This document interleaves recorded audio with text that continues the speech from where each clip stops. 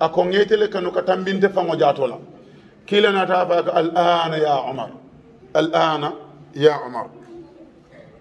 sabanjango abe kila la hakko kono kotaki wole mu molmen ya lonko e kabula kila noma e wole tokki nyoya men e kila kong e manga kila la molti e kila kong ye wol kuntu nyoya bi ni tele friend mu yahudo let ele frère mu nasara let ni moy fem fo wole ye kanfa ya fa ko ha mo malo jumale bita jahannama de bar ni sunna dun kel na ya fa ko he ñun ye dino bele jakase at least ini wolle dinta annabi ñin kilinna wol koy mantra bula la mori kari noma e mantra bula kar la silo noma be jumal mu noma la kila dorom o man jere sonko la di say nim futa ala ya kullol bebe wa ñar la jele ite mo do muta woli wati jang wallahi wonin kamulo tabele mu kilinti ala ya bari wo beto koyla komi ala fango ya fo nyama ko lungo me alon ko kullol bebe wa ñar la wolem alkiyama lungoti wallahi ni ya kende makije hani nyatimbo hakko e bajela be ni ya kurungole fanan je nke ala buka mo tonya kila la hakko lam ye kila la tañol men be kila no ma yewol cokki nyoya men man la fi kila ya kon yewol kuntu nyoya ikana sidlato dulame yalon ko ika kila nanije alaji be ba kila la sahabo tata badeto ay moleje bade dulato aka jele akay ko kana jele nga kila moyle kila ko mo kana jele bade dulato akay nyim man fen tora akay ko mba fo kan kila ko ka fonye ko ten wallahi nda sila sate do ka sida alaji be de kila la kuma kan godro ngay wala soki sayte munaje momi alon ko aka kila nani e ko ite keno wala sate ko ikane fankam fanija ka foko ha fonga kuke ha fonga nda kuntu france leyde be sirim france ka do ko ke tubabol ye ila da kuntu folo wala mi bay mbay ngoke funtije nim muslimo be ala fudo ko ka funtije o wato lay ba kalam tala ka foko yara fo o be kale to fane karangol ti banko ko tangol fana beslan na ka muslimi ama bari nit ñi nu naata kila nan ye muslimi a doya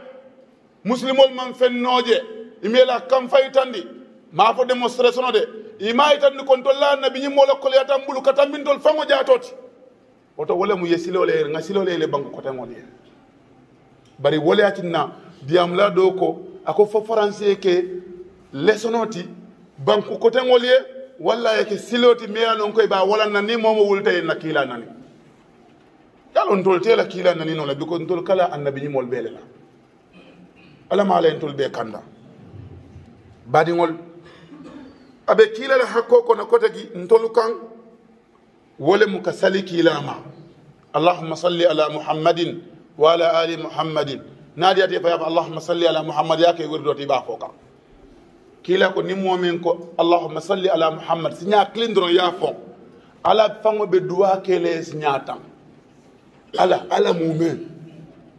iye muneje ni ko président Baro ye to ko mandi télé kono abe jamun kan président Baro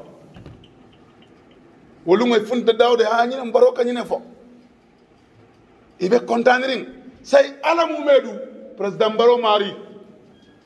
da fengol be mari o kasi malaika ko kono aka fo ko kari ake jam bayri salatullah ala la salo ite kan wolem ke jamum malaika ko tema yalla mune mun dolla problème oti ba man believe wala le because nya hada man dingo foye la fekele yahudo let arina allah jahra yahudo le men foye ila musa ala famuna islam ba ngaje ba wata keno la wala yatinna mol men yalon kay ka filimol dara e ka kaburo boni dimba ka fonde ka do yan kankati e ka saya malaiko bondi abe mu kafri ya manyal te muslimi ya manyal الذين يؤمنون بالغيب ألا يا طولا غيب للا كله وكله ما يعلم قال من كوري كايتان دين تلا ما كوري كايتان دين نمني مول بلا أما كوري كايتان دين تلا ألا يا كله دي بود دان كنيا بود كاجي بجمال بلا لا لا ماجي يتكوي كويتان دين مولا lon nal ko men fonka al kiyama lu ngola taman sero dana ni kadra e ka arjanna droit bala e ka masibol dro kitabo nyin na koba bala e ko abe manda because fen nukundi ngola malaya nukundi jongol la na man siya manda ite ya jele bay wa fola imagine badimul alinga salatu ala nabi siyandi kila masako jumalungo ni be siri damma afa allahumma salli ala muhammad nyimmen na takila nengo kan wole fo amma ka fa allahumma salli ala muhammad fatih lima ughliq wal khatim lima sabaqa nyin tijani wala wirdo nyin ala jibe sheikh ahmad tijani wala yanati sheikh ahmad tijani boda jazairi le anata si morocco fas aynu maadi atambita tata hijola tambidani egypt nyol ay sila jamaleta ayabula ay sila dota ayabula kabrin annata akon malaiko nata kan kanyin salatu ala nabi diyala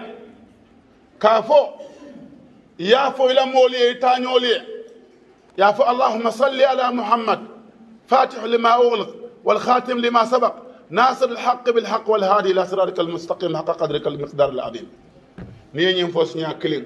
ولا فسيدا سبحان الله من بي فوت الدنيا كن ملائكه يا فو جينو يا فو ادماندو يا فو نيو يا فو يرو يا فو كونكو يا فو سينيا كلين درو ولا فسري القران وكران سينيا ولي وور إمانك بيانو دي هكلو تامن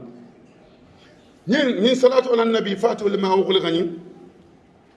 ابي قاضي إيادي ولا شيخ أحمد تجاني سابا أياف على كتابكم الشفاء عن سلامة الكندي أن علي كان يعلمنا صلاة على النبي فكان يقول قولوا اللهم صل على محمد فاتح لما أغلق والخاتم لما سبق ناصر الحق بالحق وكما أوتوكولا الشيخ أحمد تجاني ناتا يندوا وتاجي أي فندول سكية نيناتا الرماح عمر فوتي أي كتابه صفه أنين علي حرجم أني محمد الحافظ ينا متجان كان كلا لون البال يالو ولو كرنتله الرماح أكو نيندوا وني سكتي كوني با كرانكان إيمانيان نكيدان كمولا ناي كوماندي نامانك موسوني كما يكوماندي walla kewo ni bama ye kumandi walla e fama ni wonte ni ye danku mola na ye kumandi ye alale tuje ila wirdobe be tinyala wala nan ni kati jan kanke kumanda ka nyaadi abota minto posol na posol fonga wol bulanga murun kila la sunno ka kila la sunno da malam kiso de sahabol mam menke alabato kono momo yake kumata nyaawnya ke da woli woti nyaawnya ntol ta kena fenneten tol sutiyan ala la na manke kila na la sahabol ye menke ni man la wala nimbe fuda da alaya asi koy walakinna salafol tartaka fako fasiqo dolominna jenela wuliya fola sunyar la membe kila la sunno kan wala fesere me anan ko aka alabatu aka sun aka nafilo ke suto abuka sino baraka be ke silo le ka memanga kila la silo ali alo ni munatina ñindobe alabatu kan alabuka fe mutaje ñindobe la fasiq ya men ke kan ya lon ne ka men ko ko am betea bari ay men ke men nin kila la silo tata o buka tutu walatina kila la sahabo le dolo minna kila la sahabo le jeno kila bari mo man bi ka kila la sahabo ko alafu hadis kilin doro membe sotoring mo kila hadis kilin na di ko sahaba kari ay baro do ke dino kono kila mafo atije bari sahabo bi jemi alon kay dolo min ya nati ya liba abdullah ibn himar ako abu hurairata ya nati ko sinya kabi abu sinya saba nyango ya nati abu hurairata ko wa minna man darabahu bi na'lihi wa minna man darabahu bi yadihi wa minna man darabahu bi amamatihi fa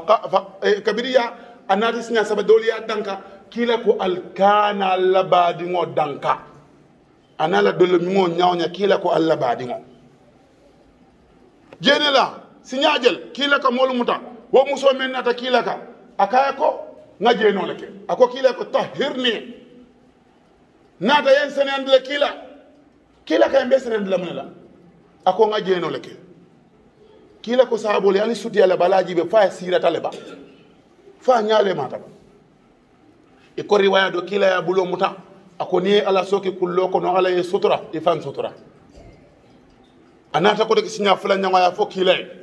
sinya saba nyanga kabirana ta kila ko ya jibe kono le bala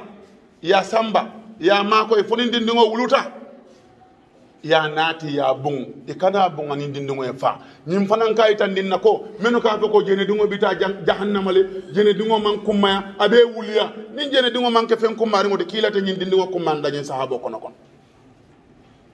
jene dingo e muneke ala la fa bita jahannama walakin kabirin kila ko waladu zina sharrun thalatha ako kabira ko jene dingo mu masibo sabaleti sahabol ko akoto munyati idha amila bi amali abawayhi e ko jere dingo masibo sabaleti naya ala wulla fulo la taransilo muta e fama e jeno ke masibo e bama e jeno ke masibo ite fana nata ke jene lat bari ngol nin ko bidunna wo be kono wato le ten sola bari mbe men fola muslimo liye ni be sallakila kan ya fa allahumma salli ala muhammadin wa ala ali muhammad كما صليت على إبراهيم وعلى آل إبراهيم إنك حميد مجيد كذا فلا بندلا بري منة في البخاري كلا فنك من فنو أنغتو ولما اللهم صل على محمد وعلى آله وأزواجه وذريته كما صليت على إبراهيم وعلى آل إبراهيم اللهم بارك على محمد وعلى آله وأزواجه وذريته كما باركت على إبراهيم في العالمين إنك حميد مجيد كلا فنك نفني ينتانكنو يا كران ولي أصحيات باك bari kana fen ko ten kara melon ko mol mel be dendenna walatinna Cheikh Ahmed Tidiane akoni wuddo ni malaika le anata riwaya do babulu ali harajam yemem bondi akoni wuddo ni ala ya bondi lawhul mahfuz le ka jolong ayata riwaya do bije ko Cheikh Ahmed Tidiane be sinol la yenyi wuddo nati ya diala dido bukata sino ko na bade ngol walatinna tablighul fana ila silo ta sino le kon ni maraka sin ko le fudi sikalal e fana ila dino ta sibo le kono baade mo wato tije pour nga jang koy ndi bar janni tangalo bake momo kana ke beyango ti kana son ye bayndi adiyate nyaama walatinna kila la hakko to mal men bi jang nin ala darsuna la yitandina wala khutbana la fon sinyim futandi nga yitandi molla kila la kumma ya be muslimiya kono nyaame subhanakallahumma bihamdika wa ashhadu an la ilaha illa anta astaghfiruka wa atubu ilaik